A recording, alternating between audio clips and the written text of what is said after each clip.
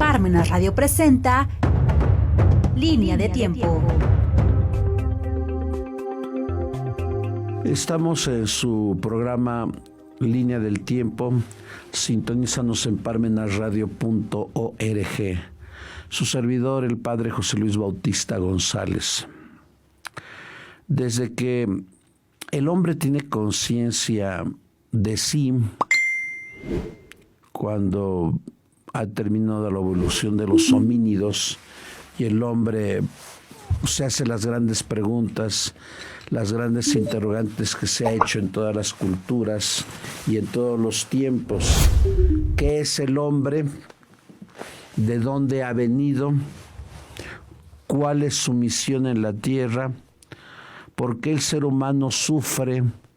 ¿Y qué hay más allá después de la muerte? Todas las culturas, las religiones politeístas y las religiones monoteístas, las filosofías o aún las ideologías han tratado de dar una respuesta parcial, subjetiva, de acuerdo a las bases de estas. Y las respuestas son variadas. Hoy quiero fijarme en una postura que ha tenido distintas aristas a lo largo de la historia. Y me refiero, ¿por qué el ser humano sufre? ¿Por qué se enferma? Y quisiera partir desde del judaísmo. Estoy hablando de hace 3000 años.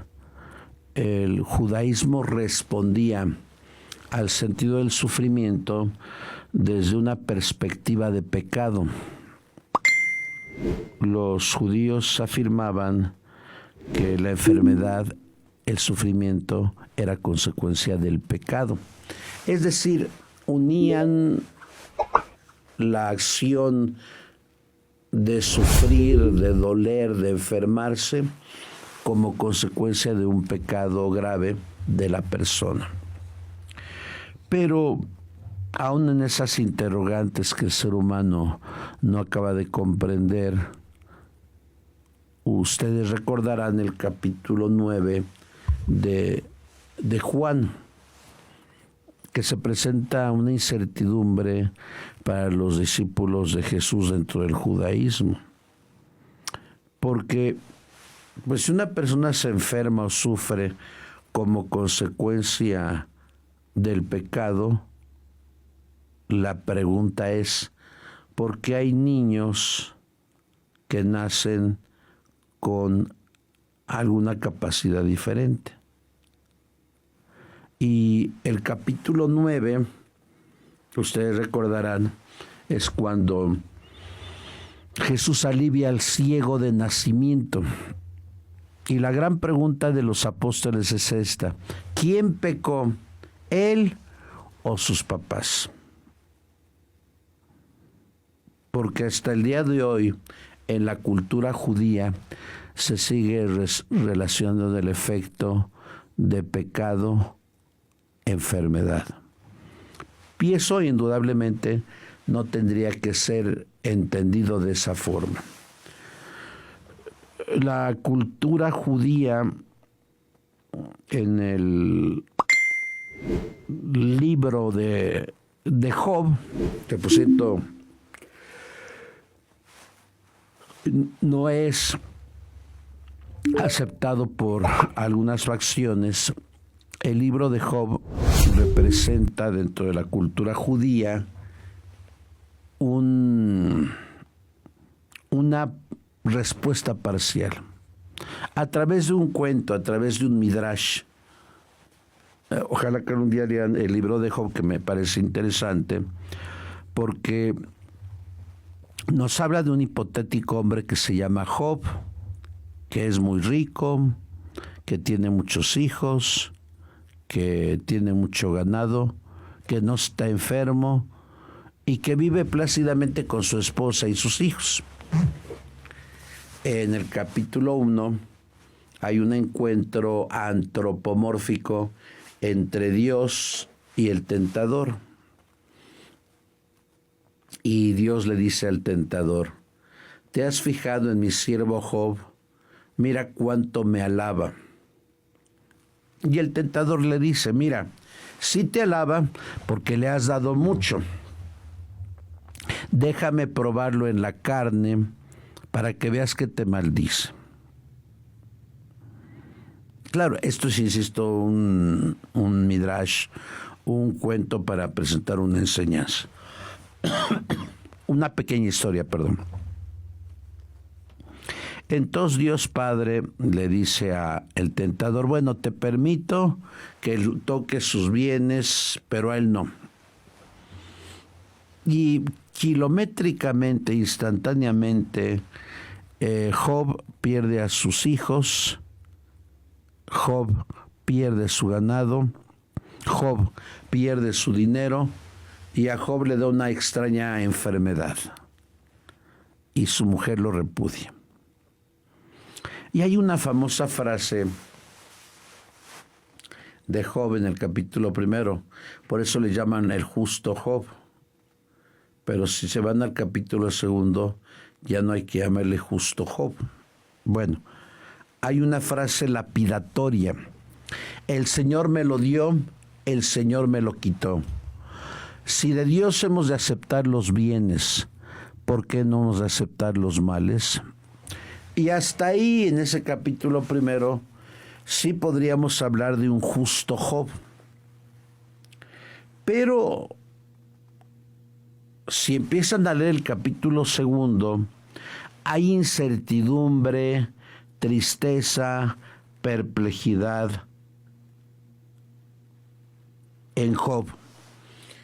Porque si en la conciencia de Job, como un judío, él sabía que no había quebrantado la norma, la ley de la Torá, entonces se pregunta: Señor, ¿por qué me pasó esto a mí? Me siento desgraciado, me siento sin fuerzas. Y empiezan los reproches a sí mismo. ¿Por qué no le dijeron a mi madre el día que nací: tu hijo ha muerto? Ya no estaría en la región de la luz, sino estaría en el Sheol, y por tanto no hubiera sufrido todo esto. Su sentimiento embarga toda su alma, que él considera que el sufrimiento que padece es el sufrimiento de un inocente. De pronto vienen tres amigos suyos, que más que amigos eran sus enemigos, según van a consolar a Job. Y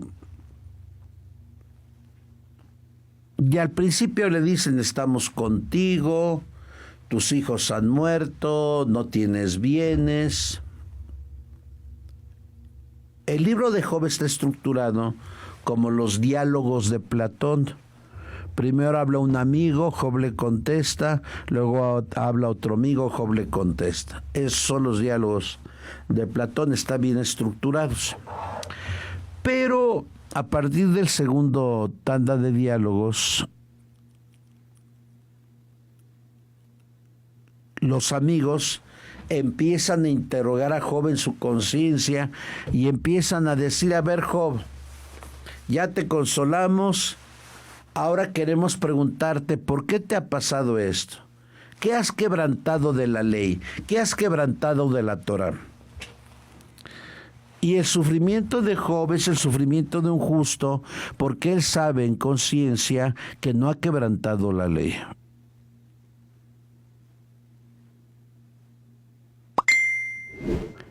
Pero sus amigos están duro y duro y duro, hasta que después del capítulo 30, Job, acorralado por sus amigos, por el sentido de que no puede haber castigo si no hay pecado, y sus amigos consideran que todo lo que le ha pasado a él es consecuencia del pecado, y por eso hay castigo. Job sabe que es justo y eso es el sufrimiento de un justo. Como sus amigos no le tienen respuesta a su sufrimiento y a su dolor, entonces, ¿qué es lo que va a pasar? Job empieza a invocar a Dios Padre y a decir: mira, Señor, yo no entiendo lo que me pasó. Ya me cansaron mis amigos. Solo te pido que tú vengas, que te hagas presente en la tierra y que me digas, que me des una explicación del por qué me pasó esto. Imagínense, retar a Dios. Bueno, es que Job estaba desesperado.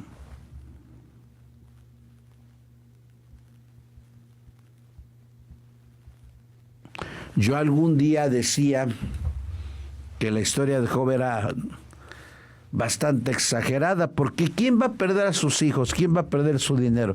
¿Quién va a perder su ganado? Y les he de comentar en los 26 años que llevan confesando en hospitales, ustedes recordarán que allá en Teciutlán, en el año 1999, cuando gobernaba Melquíades Marín, se desgajó un cerro. Bueno, hubo un temblor, hubo mucha lluvia y se desgajó un cerro y hubo cientos de muertos. Y fue cuando trasladaron el hospital de ortopedia al San José, porque el de ortopedia había sufrido deterioro por el temblor. Y yo iba a confesar a los de ortopedia que la coordinadora era una gran mujer, Catalina Salcedo, esposa de Luis Salcedo, que por cierto vendía coches allá en Reforma, antes de que me dieran coches los Peregrina. Bueno, entonces fui a confesar y yo recuerdo una mujer que la tengo grabada en mi mente desde hace 26 años, acongojada, triste, era como una muerta en vida. Y cuando yo le interrogué el porqué de su dolor, ella me dijo: mire, padre, perdí a mis 4 hijos, perdí a mis papás,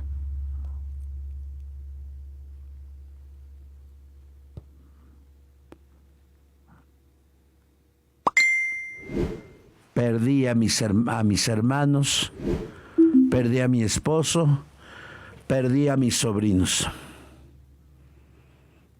Yo no recuerdo cuántos había perdido en ese accidente.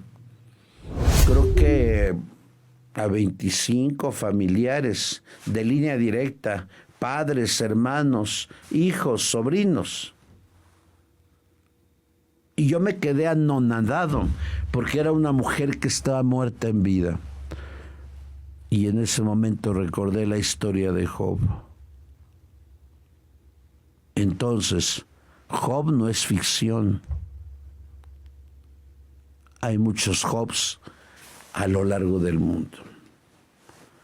Y es por eso que el sentimiento de Job era tan difícil de entender, primero por la muerte de su familia, después el hartazgo de sus amigos.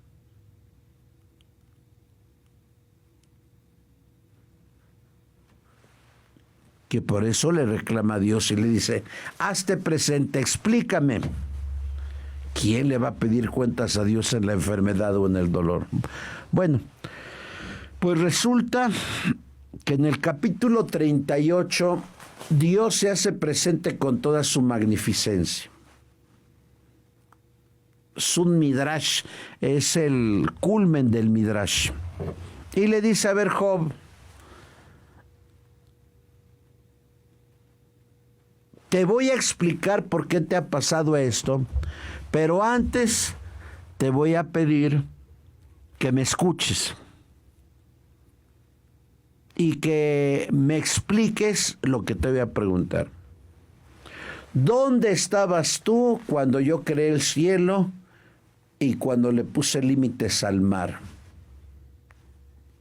Y luego le echa alguna indirecta. Tú que lo sabes todo, Job, explícame. Es un largo capítulo 38 y 39 de muchos secretos que tiene la naturaleza. Pobre de Job, pues no había tanto adelanto en zoología, en botánica, en geología. Y en el capítulo 40, Job dice: Señor, he hablado insensatamente, me taparé la boca. Yo te conocía de oídas, ahora te conozco plenamente. ¿Qué significan estas expresiones? Significan que Job, aunque era temeroso de Dios y había cumplido la ley, no lo conocía totalmente. Al decir, me tapo los oídos, eso significa que está penado porque Yahvé se ha molestado para darle una explicación, pero antes para pedirle el secreto de la naturaleza. Y después dice, he hablado insensatamente, no tengo ciencia al hablar. Y así nos puede pasar a nosotros en un momento difícil de nuestra vida, cuando mamá o papá están hospitalizados, cuando algún hijo o hija está hospitalizado. Así nos puede pasar como Job. Por tanto, alguien me puede decir, bueno, ¿cuál es la respuesta que da el libro de Job? En realidad da una respuesta parcial. Para Job, el sufrimiento es un misterio. Bueno, más bien para el autor del libro de Job, no da una respuesta plena al sufrimiento. ¿Cuándo se va a dar una respuesta plena? Cuando Cristo venga a salvarnos.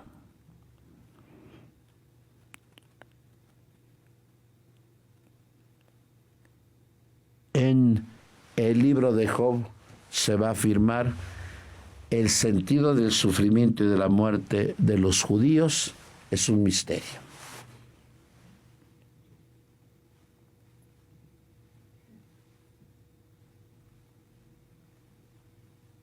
Ya después, con la vida de Jesucristo, se va a dar una respuesta puntual al sentido del sufrimiento.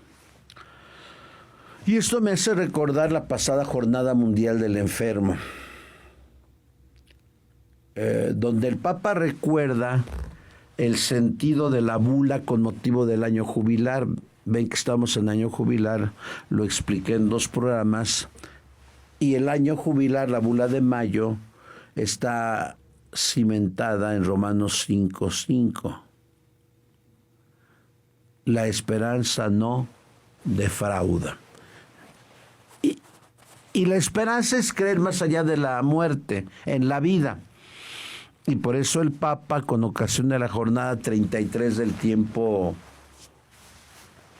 de la jornada 33 del día, de la Jornada Mundial del Enfermo, él habla de estas interrogantes. Él dice, la esperanza no defrauda, pero ¿cuántas personas se preguntan, ¿por qué me tocó a mí? ¿Por qué me tocó sufrir? ¿Por qué a mi familia? ¿Por qué a mis hijos? Y esto es cierto, porque en cuántos hospitales yo no he visto morir a niños, a jóvenes, adultos, ancianos.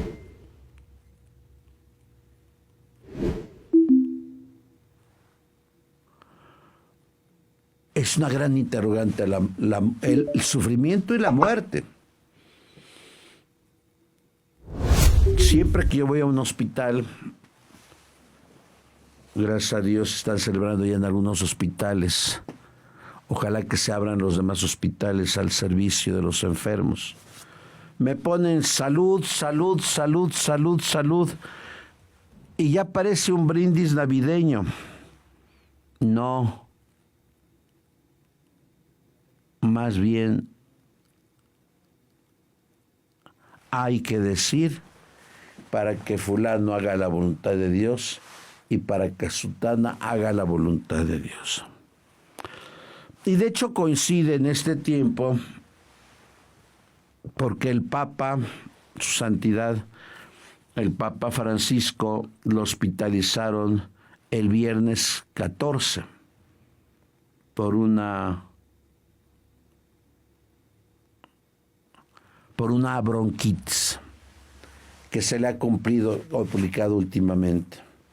Y también ese día al arzobispo de Puebla lo intervinieron quirúrgicamente de una operación que era urgente. Ahí podemos ver dos casos yo creo que en el mundo el viernes se enfermaron, operaron a miles en el mundo entero. Aquí supongo que en Puebla han operado, o en México, porque ven que dice el decreto del presidente que nuestros hospitales están mejor que Dinamarca, mejor que todo el mundo. ¡Qué dicha! Yo me siento alegre de que en los hospitales ya no falten insumos. Si una persona se quiere operar, inmediatamente la programan para mañana. ¡Qué bueno! Nuestros hospitales están mejor que Dinamarca y mejor que todo el mundo.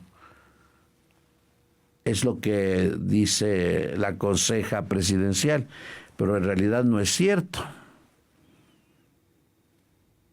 Qué bueno que el Papa esté atendido y qué bueno que don Víctor esté atendido, pero ciertamente hay muchas personas que no reciben la atención suficiente o la atención necesaria.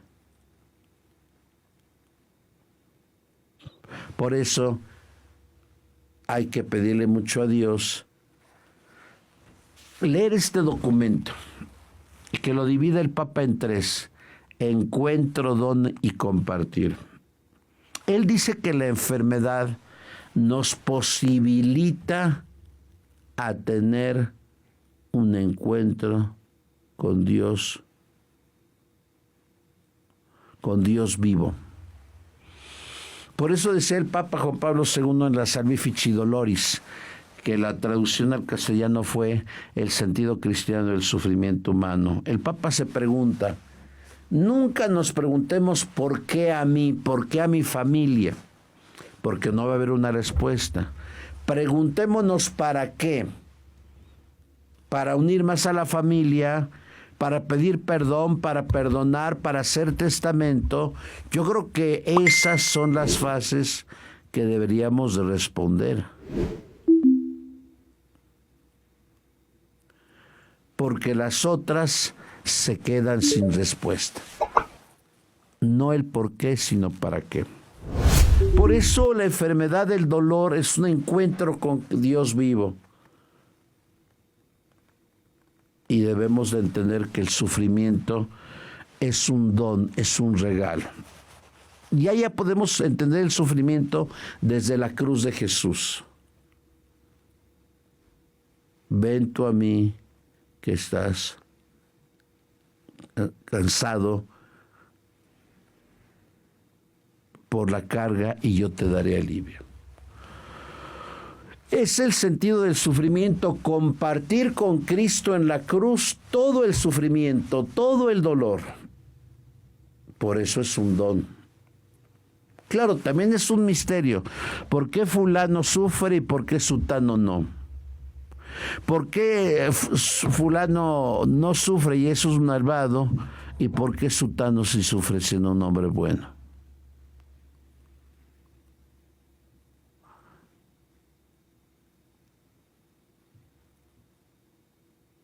Eso ciertamente nunca lo podemos responder, pero sí podemos responder lo demás. Si Jesucristo sufrió, nos enseña el camino del sufrimiento.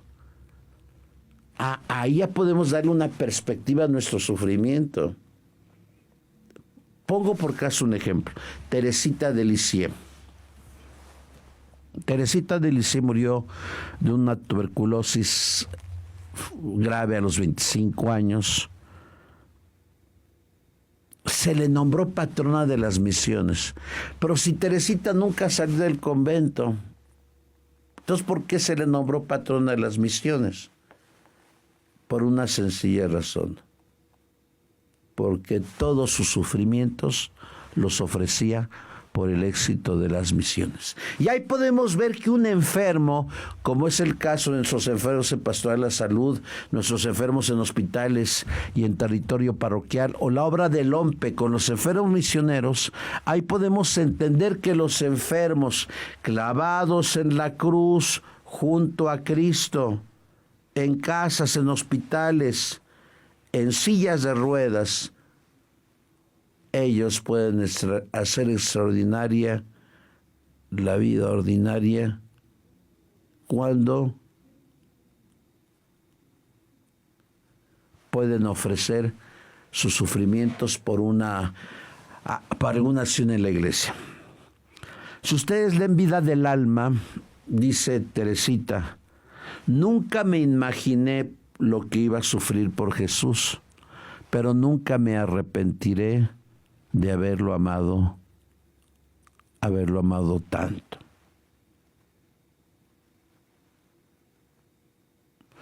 Solamente uniéndonos a Cristo podemos tener la fuerza que necesitamos cuando estemos enfermos o cuando estemos a punto de morirnos.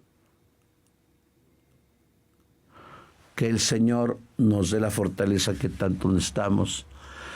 Desde aquí un saludo a todos los enfermos, un saludo al Santo Padre, un saludo a don Víctor, a quien tanto extrañamos, pero ciertamente, más que pedir por la salud, yo pido para que hagan la voluntad.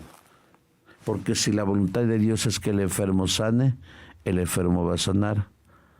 Si la voluntad de Dios es que el enfermo se vaya, el enfermo se va a ir. Y si la voluntad de Dios es que el enfermo siga clavado en la cruz, va a seguir clavado en la cruz. Por eso, si tú has padecido ya, tú puedes compartir tu propia experiencia con aquellos que no han padecido. Así sea. Muchas gracias. Parmenas Radio presenta